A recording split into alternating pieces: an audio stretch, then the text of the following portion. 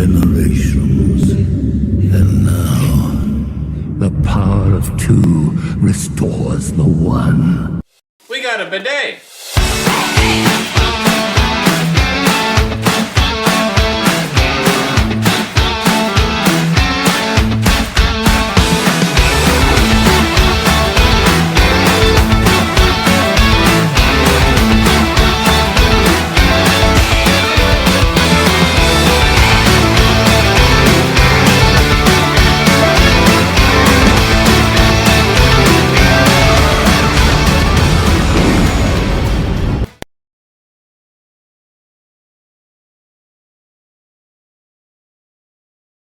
Hey everybody, and welcome back for another Game Nights with Dyad. Today we are talking about one of our favorite games to play. It is a card game. It also has a board, but I would call it more of a card game. And that is Dixit. Dixit is a card game that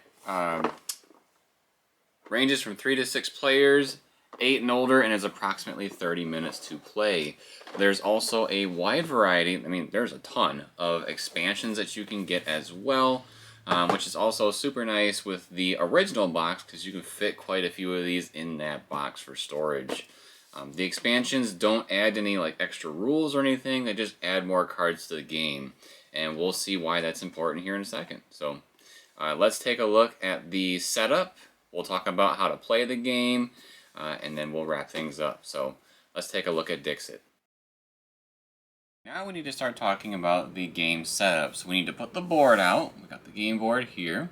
And we also need to disperse the bunnies. So these are our little tokens that we will be using for the game. Everybody picks what color they want. And then we also get some tiles. Now the tiles are going to depend on how many people are playing. So for right now, we're going to talk about a regular game, which is from players 4 through 6 playing. We'll talk about the special rules a little later for players of 3. But if you have 4 people, you need 4 tiles, 1, 2, 3, 4. If you have 5 people, 1, 2, 3, 4, 5, so on and so forth. So once you got those tiles handed out, and you got everybody's marker here on the board, you need to deal out 6 cards to each player. So we're going to have 6 cards. And then each player will have those. We're going to look at the cards together so that we can get an idea of what is going on. So once all the players have 6 cards, we have our tokens picked, and we gave all the tiles out to the appropriate players with the appropriate amount of tiles, then we are ready to start looking at the gameplay. Now we're going to go ahead and jump into the gameplay. So we got our same 6 cards that we had a second ago with the setup. And each round there's going to be an active player, and then the rest of the players are going to I would call casual players. The active player is going to pick a card in their hand. They're not going to tell anybody what the card is, but they're going to pick a card in their hand, and they're going to basically choose a topic. So maybe the active player picks this card and they say the word sadness. And so they're going to say sadness, and they're going to put that card face down. And then everybody else, what I would call the casual players, they are going to pick cards in their hand that they think fits sadness. And they're going to go ahead and put those cards in this pile. So let's say, we had 4 players, so the active player had 1 card, and then somebody put this card in, another player put this card in, and then the last person put their card in. So now we're going to look at how does the round play out. So the active player is going to take all the cards, and they're going to shuffle the cards up, and then they're going to take their cards and they're going to place them out here on the board. You may notice there's a 1, 2, 3, 4, 5, and 6 on the board. We're going to go ahead and put them in order after we shuffle those up. So you may notice, because I told you what the card was that the active player picked, the other players will not know what that card is. They will only know what their card was. So the goal here is, when you are the casual players, not the active player, you're trying to guess who or what card the active player placed down here. So right now with our example, the casual players are trying to guess this card. However, with the other people that put their cards in, if they can trick other people, they can get points too. So if somebody voted for this card and said that this was sadness, well then whoever played this card is going to get some points. We'll go over that scoring here in a minute. So the goal for the casual players is to pick the card that the active player played, and then if the casual players happen to get fooled by their peers, then other things happen. So let's go over what happens with the scoring. And we have right here on the board all the different explanations. So if you ever forget how to score points, you have it right on the board. So the first option here is all players find the active player's card. So if all the casual players found this card and they said, I vote for number 2, well then the active player gets no points and all the casual or other players will get 2 points. The way that the voting works is each player will look at their tiles and they're going to place that tile face down with the number that they think is that active player's card. So once everybody has those tiles down, then you all flip and see which ones were picked.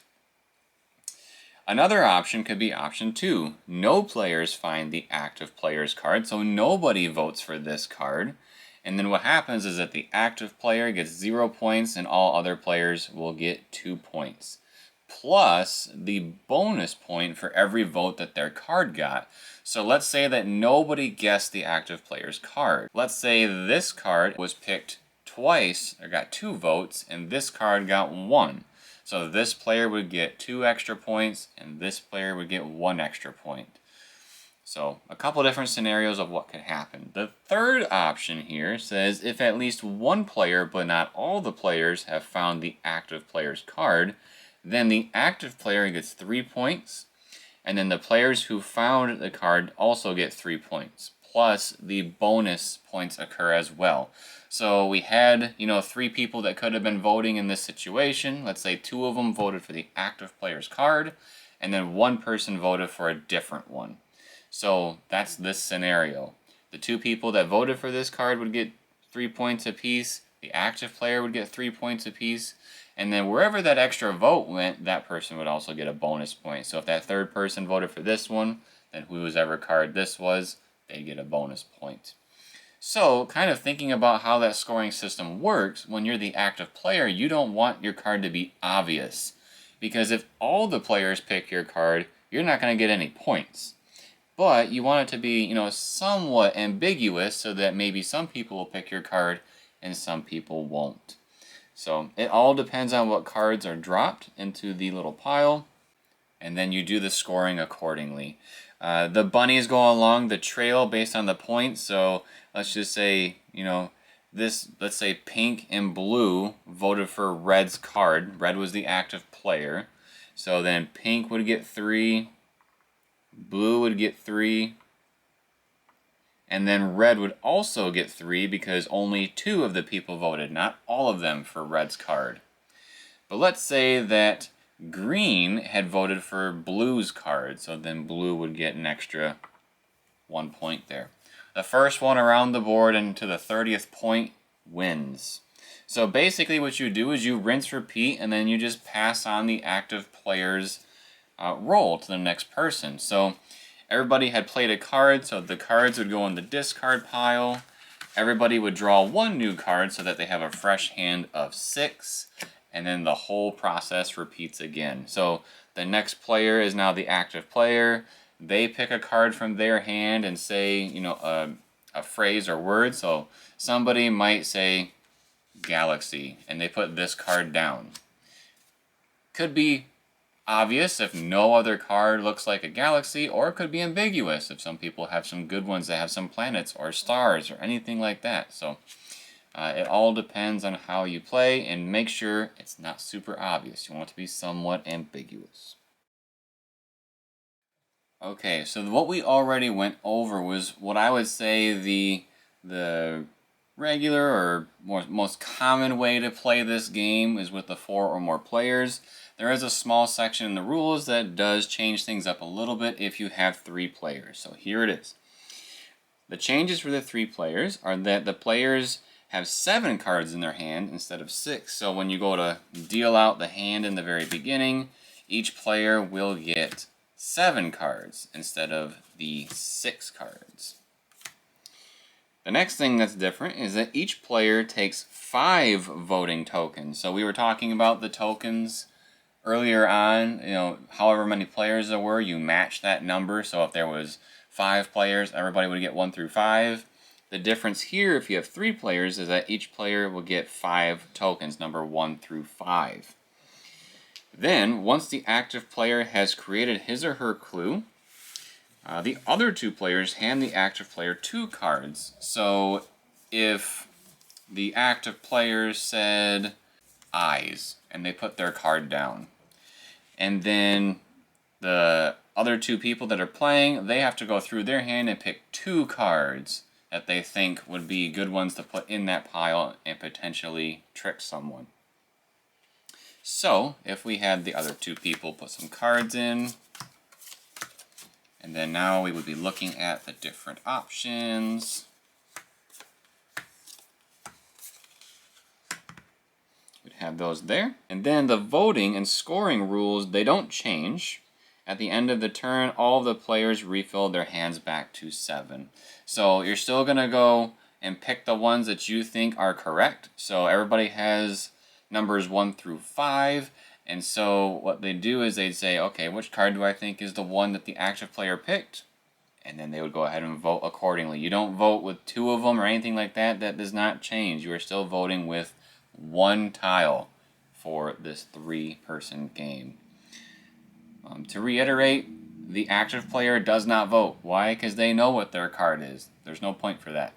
So go ahead and only the other players will be voting on what those cards are. Once all the rounds are completed and the bunnies make their way around and hit 30, it's the same as before. First one to 30 wins the game. Okay, everybody, so we just learned how to play the great game of Dixit. So now that you know how to play, you can go ahead and gather your friends and family around and play a very nice family-friendly game. Again, this is one of our favorites. The pictures and the artwork are amazing, and so hopefully you can enjoy this too. There is also, if you end up liking Dixit, there is a Disney version of Dixit, and there's also some games where it's not Dixit itself, but the company that makes Dixit makes other board games where you can use your Dixit cards to play with those board games. So look out for those. But if you enjoyed this type of video, make sure to subscribe to the channel and turn on notifications. That way you are notified when our next Game Nights with Dyad drops. Drops a like if you liked the video, and drops a comment letting us know any questions you may have about the game, or if you're looking for recommendations on the expansions, let us know. And then as always, everybody, thank you for watching. We'll see you next time.